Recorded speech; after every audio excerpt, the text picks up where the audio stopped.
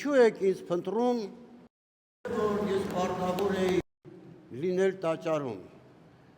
Սիրելի հավատացյալներ, իմ քարոզի բնաբանը ես այսօր վերցրեցի քիչ առաջ Սուրբ Սեղանից ընթերցված Ղուկասու ավետարանի 2-րդ գլխից։ Ինչու եք ինձ փնտրում, ման գալիս, չէ որ ես պարտավոր էի գտնվել տաճարում։ Սիրելի հավատացյալներ, այսօր հայ առաքելական եկեղեցուն տոն է։ Մենք տոնում ենք մեր Տիրոջ Հիսուս Քրիստոսի 40-օրյա գալուստը տաճար։ Գիտենք բոլորս էլ, որ երբ որ Քրիստոս լինում է 40 օրեկան, նրա մայրը եւ հայրը տանում են Քրիստոսին նվիրաբերելու Աստծուն, տանում են տաճար։ Ասում է, երբ որ նրանք մուտք էին գործում Երուսաղեմ քաղաք, ասում է, Երուսաղեմի դռները բացվեցին, բայց որովհետև այնքան երկար ժամանակ նրանք փակ էին մնացել եւ մի մեծ դղրդյուն բարձրացավ, երբ որ այդ դուռը բացվում էր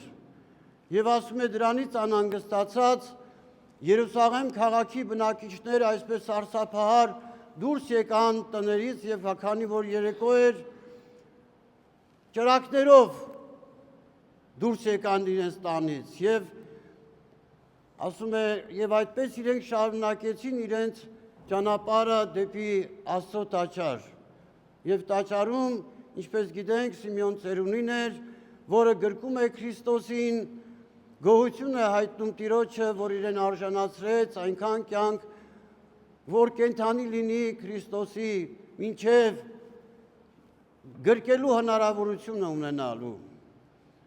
Եվ այս սովորության համաձայն է, որ առ այսօր մեր շատ ընտանիքներ իրեն զավակներին բերում են տաճար երեխային 40-ից հանելու։ Այն ժամանակ դա քրեական մի սովորություն էր պահպանված Հրեաստանում, որի համաձայն էր Քրիստոսի ծնողները տարան նրան տաճար եւ այդ սովորության մեջ էր, որ արու զավակներին տանում են եկեղեցի ընծայաբերելու Աստծուն, Աստծո պահպանությանը հանձնելու։ Եվ այս սովորության համաձայն է, որ առ այսօր մեր եկեղեցիներում շատ ծնողներ, շատ ընտանիքներ իրեն զավակներին բերում են եկեղեցի եւ 40-ից հանում են նրան։ Մենք բոլորս մեր ազգովի այսպես տոնեցինք Քրիստոսի 40-օրյա գալուստը տաճար։ Մենք 3 տրնդեզի կարգ կատարեցինք, ես վստահ եմ շատ եկեղեցիների Բաքում աղոթքներ վերառակվեցին առ Աստված, խարույկներ վառվեցին, տարբեր կազմակերպությունների բակերում եւ միաժամանակ վստահ եմ, որ շատ քչերը գիտեն, թե ինչու էին վառվում եւ որն էր կարևորը եւ որն էր անկարևորը։ Անկեղծ ասեմ, ես միանշանակ համոզված եմ, որ շատերը չգիտեին ինչու համար են կրակը վառում։ Եվ կրակը վառելու մեջ ես ավելի շատ բացասական էի տեսնում այս պարագային, քան եթե նրանք չվառեին այդ Քրիստոսի 40-օրյա խորհրդի այսպես գիտակցությամբ իրենք գնային իրենց տաճարները եւ աղոթք վերառաքեին առ Աստված, որպեսզի կարողանային իրենց հոգու մեջ գտնել մանուկ 40-օրյա Հիսուսի նրա օրհնությունը ստանալու։ Ես երեք այսպես հետազոտում էի կամ ուսումնասիրում էի կամ հետամուտ էի լինում հասկանալու այն բոլոր կազմակերպությունները, որ խարույկներ են վառվում, ինչպես էին անցկացվում իրենց միջոցառումները։ Մեծամասամբ շեշտադրումը կրակի մեջ էր, միայն թե կրակ վառեն։ Չգիտեմ ով ինչպես է մտածում, բայց դա ինձ համար շատ վատ էր, որովհետև մենք կրակապաշտ չէինք եւ այն ժամանակ էլ կրակապաշտ չէին, մարդիկ կրակապաշտ չէին, կային կրակապաշտող ժողովուրդներ, բայց կրակի այս խորհուրդը բոլորովին այլ է։ լույս, ջերմություն, օրհնություն, սեր, խաղաղություն, այս ամենը կա, լույսը ամեն ինչը կա այդ կրակի մեջ, երբ որ ճշմարիտ քրիստոնյա մարդը տեսնում է, կարողանում է հասկանալ Քրիստոսի 40-օրյա գալուստը տաճար։ Մենք արդյոք մտածեցինք այդ օրերին, նույնիսկ շատերը, որ եկան եկեղեցի, նրանք հասկացան ինչու եկան եկեղեցի եւ ինչ տոներ։ Մանուկ Հիսուսի 40-օրյա մուտքը տաճար։ Արդյոք իրենք եկան այդ աղոթքով եւ այդ աղոթքով, այդ գիտակցությամբ իրենք մոտենալով իրենց եկեղեցուն, իրենց տաճարին կարողացան Աստծո օրհնությունը ստացած տուն վերադառնալու։ Եվ ես վստահ եմ, որ շատերը չգիտակցեցին, որովհետև այնտեղ մի շատ կարևոր օր էր նաև մեզ համար, որովհետև Վեհափար Հայրապետի կողմից տարիներ առաջ Յարընդառաջի տոնը հայտարարվեց նաև նորապսակների օրհնության օր։ Եվ այսօր բոլոր եկեղեցիներում այդ կարգը պիտի կատարվի, պիտի օրհնենք մեր նորապսակ զույգերին։ Եվ ինչ կապ ունի Յարընդառաջը ընտանիքների նորաստեղծ այս ընտանիքների հետ։ Եվ ինչու, որ մենք մշտապես պիտի օրհնենք մեր բոլոր ամուսնացած զույգերի համար, այդ օրը առավել կարևորվում է դա։ Սրանք հարցեր են, որ յուրաքանչյուր ճշմարիտ քրիստոնյա մարդ, որը որ գիտակցական, այսպես հավատացած է, վստահություն ունի այն հավատքին, որին ինքը հետևորդն է, որովհետև չեղավ այդ վստահությունը, նա շատ շուտով կվերածվի աղանդի։ Եթե ինքը չիմանա, որ արարողության համար ինչ աղոթք պիտի ունենա Աստծո ուղված։ Եթե ծաղկազարդին մենք գալիս ենք չէ Քրիստոսի 40-օրյա, Քրիստոսի Երուսաղեմի մուտքը, Երուսաղեմ քաղաք։ Եվ այդ օրը մանուկների օրհնության օր է կատարվում, գիտեք, ինչու համար է դա արվում։ Եվ նաև այս պարագային ինչու է արվում եւ ինչու է սա կարևորվում։ Եվ արդյոք այն ընտանիքները, որոնք որ եկեղեցական պսակով են անգամ ամուսնանում, իրենք ունեն այդ գիտակցությունը։ Ես վստահ եմ, որ չունեն, որովհետև բոլոր նրանք, ովքեր որ կգան եկեղեցի եւ Սուրբ Պսակի խորհուրդ կկատարեն, խորհրդով կամուսնանան, դա պիտի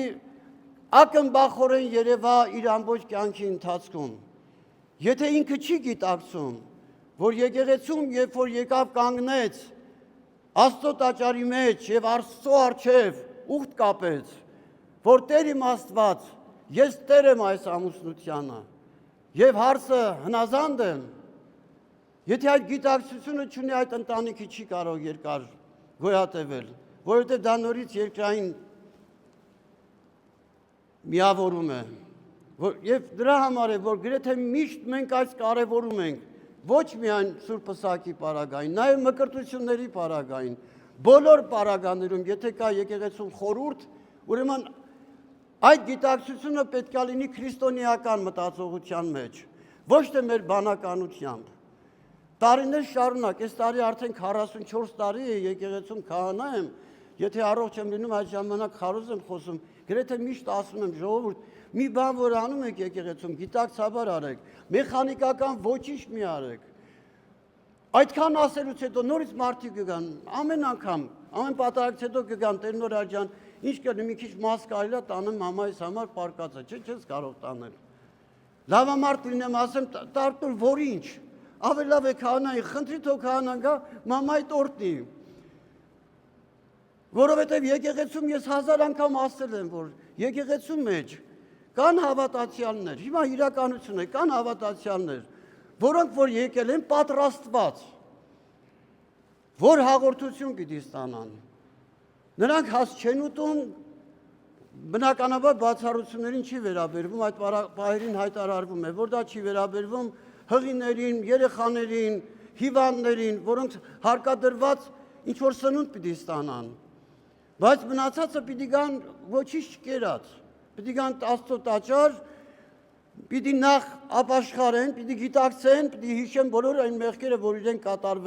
կատարել են, Եվ պիտի միանան ապաշխարության այդ խորհրդին, որ մենք կատարում ենք, մեղաների կարգը, որ մենք կատարում ենք, հրաժարվում ենք, որից հետո թողություն ենք ստանում եւ ստանում ենք հաղորդության խորհուրդը։ Դա այն հավատացյալներն են, որոնք որ գալիս են եկեղեցի հաղորդվելու։ Բայց եկեղեցու մեջ կան նաեւ նրանք, որոնք որ մկրտված են, բայց պատրաստ չեն հաղորդության, չեն ուզում այդ օրը հաղորդվել։ Դեռ չեն ապաշխարել, չեն ուզում։ Ոչ թե նրանք հեծանոց են կամ չգիտեմ անհավատ են, որոշ ինչ-որ բաներով պակասը շատ, մենք էլ հոգևորականներս էլ պահկա որ չենք հաղորդվում, խոսքը չի վերաբերում պատարագչին։ Բայց երբ որ գալիս են եկեղեցի տաճար, հաղորդվելու եմ նախապես պիտի պահենք այն։ Եթե չենք հաղորդվում, այն նրանց համար է մասը, որ ես եկեղեցում եմ գտնվել, մասնակցել եմ արարողությանը, բայց հաղորդություն չեմ ստացել։ Եվ ես կարող եմ միայն վերցնել այդ մասը, իմ մասնակցությունն է հաստատում եկեղեցու Աստծո տաճարի մեջ։ Եվ նորից մարդիկ գալիս են ասում են տանեմ, ոչինչ, ինչ ասես իրան։ Երբ որ մի ասում է, չի ասում է նեղվում է, բայց քրիստոնեությունը մի այնպեսի գիտեք ինքը հոգու իմաստություն է, որը որ տրվում է ամեն մարդուն իր գիտելիքի համաձայն։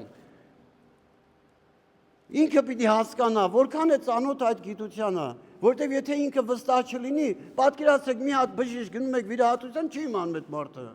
Չգիտի վիրահատել, ինչ ա լինում, արդյունքը մահ է։ Որևէ մեկին գնացեք, ինչպես է ուզում են ներկայացնի իրեն, ինչ ուզում է ասի, եթե բժիշկ չեն ստվեց իր դանակը, ինքը սպանելու այդ մարդուն։ Նույնն էլ մեր հավատքի մեջ է, որովհետեւ մենք ամուր լինենք մեր այն քրիստոնեությամբ, նրա բերած օգուտով, որը որ հազարամյակների պատմություն է անցել եւ հասել է մեզ։ Եվ մենք ճշմարիտ ժառանգորդներն ենք, արժանի ժառանգորդներն ենք մեր նախնիների։ Մենք այդ գիտակցությամբ է որ պիտի գնանք, ոչ թե մերը ստեղծելով։ Որտեւ ամեն մեկ իր գիտակցությամբ մի բան է ստեղծում, մի բան է հորինում։ Նույնիսկ աննախշանից մի անգամ պատմել եմ եկեղեցում նոր է քահանա ձեռնադրվել, միտեղ է գնացել տխուր արարողությաններ եւ այնտեղ մի տատիկ կար, այսպես ընդհանուր զգում է, որ տատիկը հեղինակություն է այդ գյուղում, բոլորը իրան լսում էին եւ այն պահին, երբ որ արդեն հանգուցյալին պիտի հողը իջեցնեին, մոտեցավ ինձ ասում է, Տեր հայր ասում է, ինչ քանի գույն պետք է լինի նարոտը։ Դե ասացի երկու գույն։ Ոչ մի ձայն չհանեց, մի փոքր սպասեց, հետո ասեց, այն ժամանակ իրոք երիտասարդ էին նոր է ձեռնադրվել, ասեց Տեր հայր ջան, ասեց, ջահել ես, չգիտես, ասին չգիտեմ, ասում է, որովհետև երկու գույն պետքա չլինի, ասում է, բա քանի գույն պետք է լինի, ինքը մի քիչ դադար տվեց, որ մնացածներն էլ լսեն, ասեց Տեր հայր, 7 գույն պետքա լինի։ Ասեցի մայրիկ, բայց ինչու 7 գույն պետքա լինի, էլի մի փոքր դադար տվեց, որ ավելի այսպես շատերը լսեն իրան, ասեց Տեր հայր, որովհետև ծիածանը 7 գույն ունի։ Ուզում էի բղավել Էվրիկա, ով չգիտի որ ունի, ասեմ, բայց մայրիկ ինչ կապ ունի մկրտությունը ծիածանի գույների հետ։ Ասեցի մայրիկ ջան, ասեցի, մեր մաշտոցների մեջ, այսպես բոլոր հոգևորականները գիտեն, դուք էլ պարտավոր եք իմանալու, այնտեղ գրված է, նույնիսկ բացատրությունն է գրված, բոլորե ըզնարոտն կարմիր եւ սպիտակ թելիվ, ի խորուրդ կենարար արյան եւ ջրույն, որ ելի տիգախոց կողեն Քրիստոսի, որպես Քրիստոսի կողից դուրս եկած արյան եւ ջրի խորհրդանիշ, ասում է կապի նարոտը։ Բայց այնպես է ուզում անել, որ տատիկը ինձանից չնեղանար, որովհետև շատերը իրան ավելի շատ էին հավատում, քան թե իմ ասածին, որովհետև ես նոր էի գնում իրանց գյուղ, բայց ասեցի մայրիկ ջան, մենակ դուք չէ, շատ-շատերն էին, իրոք այն ժամանակ շատ-շատերն էին այդպես կարծում, որ ծիածանի գույների հետ է կապված, նույնը շատ ավելի վտանգավոր եւ կարեւորագույն մի մկրտության վերաբերվող, ուզում եմ մի պահին անդրադառնալ, վերաբերում է նաեւ մկրտվողին համբուրելու եւ չհամբուրելու։ Կարելի է համբուրել, թե չի կարելի համբուրել։ Նույնիսկ ասում են ժամանակ շատ եկեղեցիներում, նույնիսկ հոգևորականներն են ասում, որ պետքա չհամբուրել։ Բայց այսօր արդեն կամած, որովհետև ավելի լավ է մարդուն ճիշտ բացատրես, որ ընդհանրապես հայ առաքելական եկեղեցու մեջ չկա մի պահ, չկա մի խորհուրդ, որի մեջ օգտագործվի մերոնը եւ չհամբուրի, արգելվի համբուրելը։ Բոլոր պարագաների մեջ նկարները մեր եկեղեցում սրբապատկերները սրբապատկերները երբ որ եկեղեցիներում տեղադրվում են եւ ժողովուրդը գնում է, հավատացյալները գնում են համբուրելու, նրանք համբուրում են, որտեղ այդ սրբապատկերը օծված է մեռոնով։ Դրա համար են շատերս ունենք սրբապատկերներ մեր տներում։ Շատ անգամներ մենք տեսնում ենք, չէ՞ ինչպես ասենք, ես շատ էի առաջ մի անգամ ինձ ասին Տեր Նորար ջան, ախր դες ինչ է անում,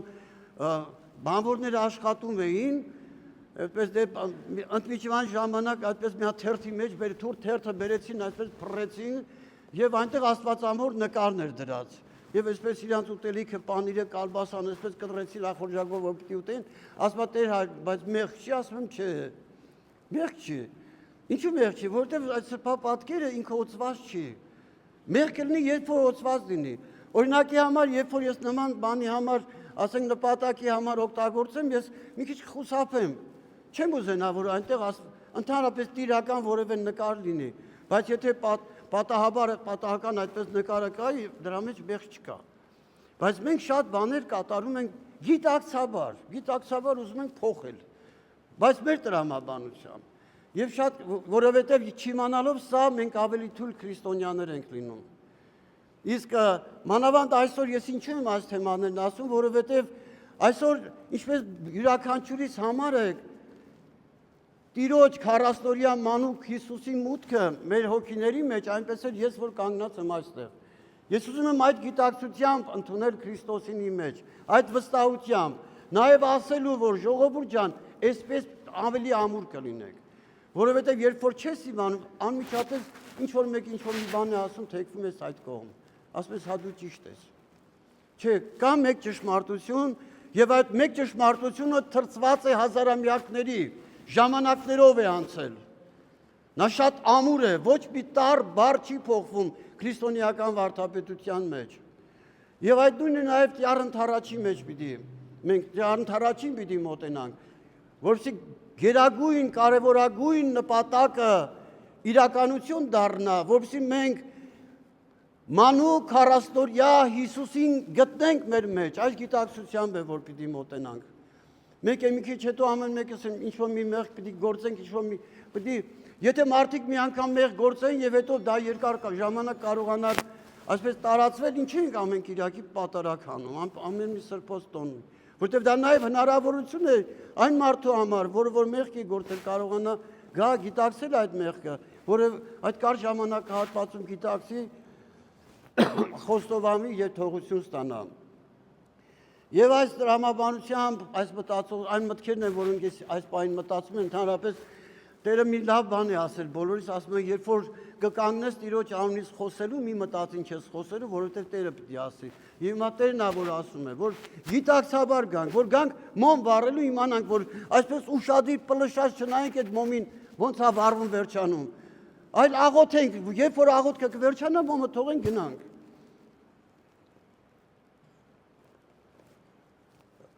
Այս գիտակցությունն է, որ այսօր ինձ վերստին հիշեցնում է Քրիստոսի 40-օրյա մուտքը դեպի իմ հոգի։ Եվ ես ուզում եմ, որ յուրաքանչյուր մարդ, որ այսօր եկել է եկեղեցի, գտնվում է Աստծո տաճարի մեջ, այդ գիտակցությամբ մոտենա, որ ամեն մեկս էլ կարող ենք մեղքեր գործել, ամեն մեկս ինչ-որ պահի մեջ կարող ենք սխալ գործել, ինչու, որովհետև նյութը միշտ քաշում է մարդուն։ Բայց Աստված պիտի կարողանա մենք պիտի կարողանանք Աստծո օգնությամբ բարձրանալ դեպի երկինք, որտեղ դա է միակ ճանապարհը, դեպի Աստված, դեպի լույս տանող։ Եվ ես իմ աղոթքս եմ ուզում վերառաքել առ Աստված, որ Տերը օրհնի բոլորի, թող Տիրոջ մուտքը յուրաքանչյուրից հոգու մեջ լինի այսօր, նրանք ձեր ընտանիքներով, որոնք չեն կարողացել գալ, տարածվի ձեր ընտանիքների մեջ, որտեղ մենք միասին աղոթում ենք ոչ թե միայն մեզ համար, մենք աղոթում ենք բոլորի համար, նաև նրանց համար, ովքեր որ այսօր չեն եկել տաճար, բայց մենք այն մարդիկ ենք, որ այսօրվա ավետարանն ասում է, Մենք այն հավատացյալներն ենք, որի մասին ասում էր Ղուկաս ավետարանչի, ասում ինչ եք ինձ փնտրում ուրիշ տեղ։ Ես այսօր տաճարում եմ։ Եվ թող սա նաև աղոթք լինի եւ այսպես հորդոր լինի այն բոլոր հավատացյալներին, որոնք որ այսօր տաճարում չեն գտնվում, ունեն հնարավորություն եւ չեն գտնվում։ Նրանք չեն կարող ասել ես քրիստոնյա եմ լիարժեք, չէ։ Ճիշտ է այդ քրիստոնյա մարդը աստծորը լինում է աստծո տաճարի մեջ։ Եթե ունի հնարավորություն եւ այդ հնարավորությունները թող մեծանան եւ մեր շատ հավատացյալներ այսօր իրենց հոգու մեջ տեսնեն 40-օրյա մանուկ Հիսուսին,